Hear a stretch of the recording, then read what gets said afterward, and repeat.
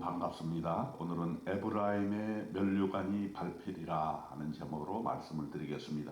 이사야 28장 1절 에브라임의 술 취한 자들의 교만한 면류관은 화 있을진저 술에 빠진 자의 성 곧 영화로운 관같이 기름진 골짜기 꼭대기에 세운 성이여 쇠잔에 가는 꽃 같으니 화 있을진저. 지금까지 이사야는 예언을 하되 여러 가지 예언을 많이 했습니다. 유대 땅을 위해서, 이스라엘 땅을 위해서, 또 주변 나라들을 위해서, 또 강대국들 아수리아, 바벨론, 또 애국과 구스 이런 강대국들의 멸망에 대해서 예언을 했는데 오늘 28장에서는 에브라임에 대해서 이야기합니다. 에브라임은 어디를 말하는 것입니까? 북이스라엘을 얘기하는 것입니다. 에브라임의 술 취한 자들의 교만한 면류관은 화 있을진저 그랬습니다. 에브라임을 지칭하되 술 취한 자들의 교만한 면류관이라 했습니다. 이스라엘이 아수르에 의해서 곧 멸망할 지경에 이르렀는데 백성들은 도탄에 빠지고 술 취하고 비틀거리는데 백성들만 그러는 것이 아니라 제사장들도 그렇고 선지자들도 그렇고 모든 사람들이 비틀거리면서 술에 취해 있다라고 하는 것입니다. 이때 정말 그 사회상을 그대로 적나라하게 보여주고 있는 것입니다. 술에 빠진 자의 성 곧 영화로운 관같이 기름진 골짜기 꼭대기에 세운 성이요. 이 성은 어디를 말합니까? 사마리아 성입니다. 사마리아 성은 영화로운 강같이 기름진 골짜기 꼭대기에 세운 성이라고 그랬어요. 사마리아 성이 잘될 때는 얼마나 잘 됐어요. 부귀 영화를 누릴 때가 있었습니다. 그러나 이사야는 예언합니다. 쇠잔에 가는 꽃 같은 사마리아다라고 하시죠. 교만한 사마리아라고 하는 것입니다.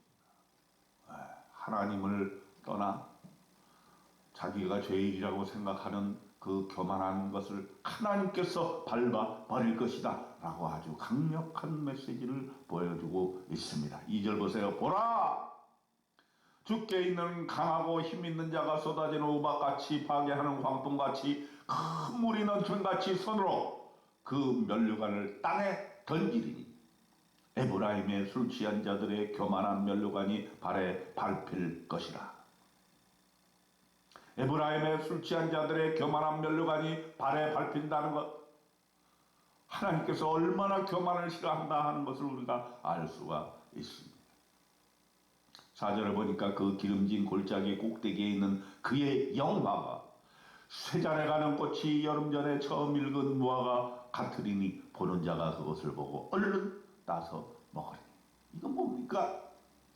그의 영화가 대단하게 보일지라도, 면류관이 화려하게 보일지라도 그것은 허망한 것이고 곧 그 열매가 따먹히게 될 것이다 라고 하는 것을 말해주고 있는데, 아수르가 완전히 북이스라엘을 멸망시킬 것을 예언하고 있는 것입니다.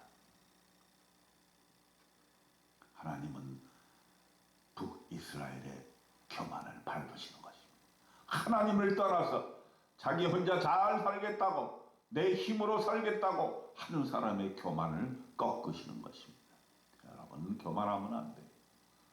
나라도 교만하면 안 되고, 개인도 교만하면 안 되고, 교회도 교만하면 안 돼요. 교만은 패망의 선봉이라 그랬습니다. 우리는 항상 무릎 꿇고 주님 앞에 겸손하게 다가가야 될 것입니다. 사람에게서나 하나님에게나 우리는 교만을 떨면 안 돼. 하나님 앞에 겸손한 우리들이 되어야 될 것입니다. 교만하지 않고 겸손하고 가난한 사람, 하나님께 어떤 대접을 받는가? 5절에 나옵니다. 그날에 만군의 여호와께서 자기 백성의 남은 자에게 영화로운 면류관이 되시며 아름다운 화관이 되실 것이라. 교만하지 않고 겸손하고 마지막까지 끝까지 인내하고 남아있고 하나님의 편에 서 있는 사람, 그런 사람들에게는 하나님께서 영화로운 면류관이 되시겠다, 아름다운 화관이 되시겠다고 말씀해 주고 계시는 것입니다. 재판석에 앉은 자에게는 판결한 영이 되시며 성문에서 싸움을 물리치는 자에게는 힘이 되시리로다.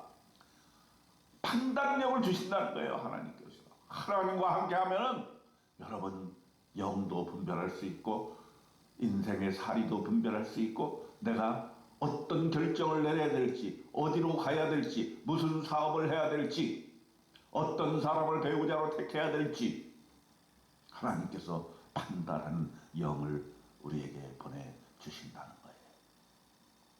전쟁을 하게 될 때 싸움을 물리치는 자에게는 힘이 되어 주신다고 말씀하고 계시는 것입니다. 그런데 이 사회는 어떤 사회입니까? 7절부터는 이 사회의 현실을 적나라하게 말씀해주고 있습니다. 그리하여도 이들은 포도주로 말미암아 옆걸음치며 독주로 말미암아 비틀거리며 제사장과 선지자들도 독주로 말미암아 옆걸음치며 포도주에 빠지며 독주로 말미암아 비틀거리며 환상을 잘못 풀며 재판할 때에 실수하나니 모든 상에는 토한 것 더러운 곳이 가득하고 깨끗한 곳이 없도다.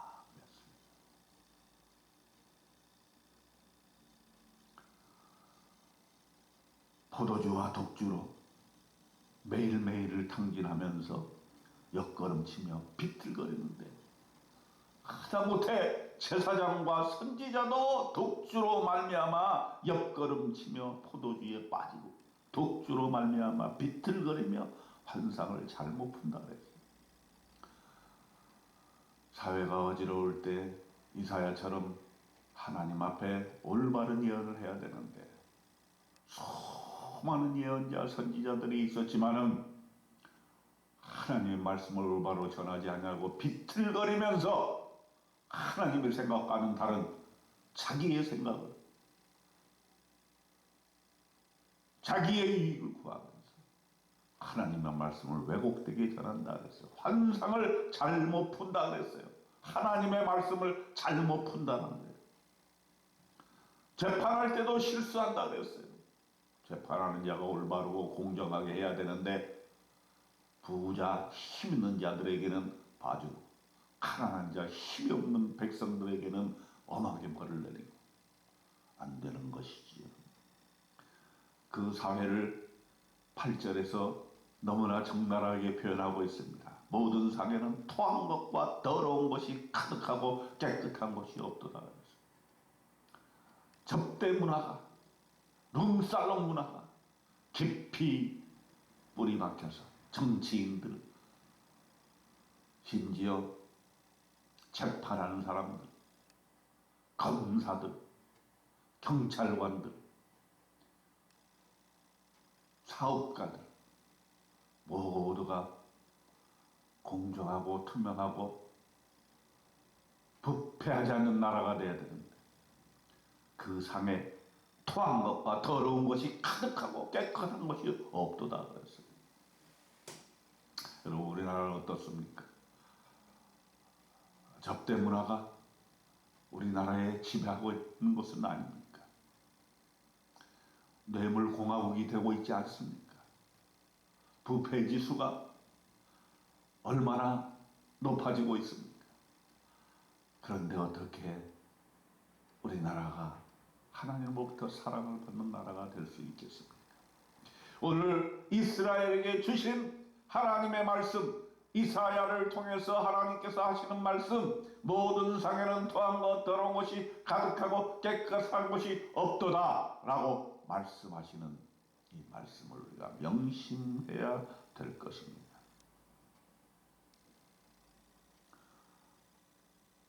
선지자들, 제사장들은 올바르게 전해야 됩니다.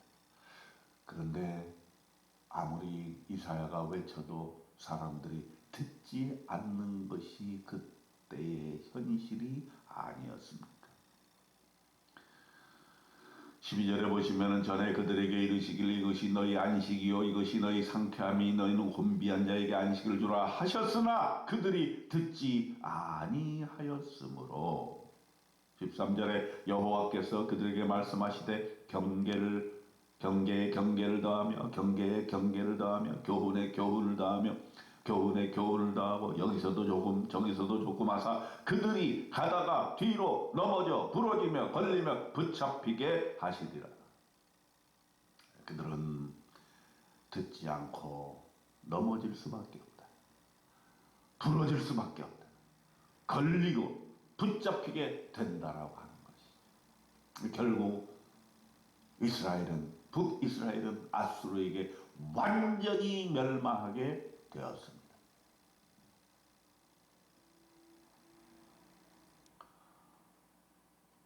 이사야의 경고를 하나님으로부터 오는 메시지를 백성들이 사회 지도자들이 듣기만 했어도 아수르는 이스라엘을 침공했다 할지라도 멸망시키지 못했을 것입니다. 그러나 역사의 현실은 엄연하게 하나님께서 아수르를 통해서 이스라엘의 방탕함을 심판하신 것입니다. 여러분, 이사야 28장을 통해서 우리는 반성하고 경각심을 가져야 됩니다. 우리는 교만해서는 안 됩니다. 하나님께서 주시는 영화로운 면류관만을 바라보아야 되겠습니다. 16절에 나온 것처럼 그러므로 주 여호와께서 이같이 이르시되 보라 내가 한 돌을 시온에 두어 기초로 삼았노니 그 시험한 돌이요 귀하고 견고한 기초돌이라 이것을 믿는 이는 다급하게 되지 아니하리로다.